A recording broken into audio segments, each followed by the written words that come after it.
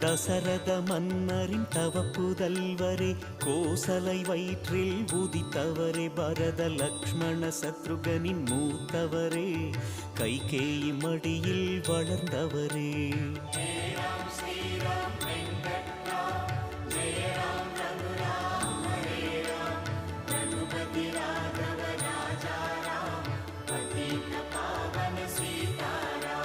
வசிஷ்டரை குருவாய் ஏற்றவரே, கற்பதை கசடர கற்றவரே, விஸ்வாமித்ரரின் அழைப்பாலே காட்டிற்கு சென்றீர் வென்றிடவே.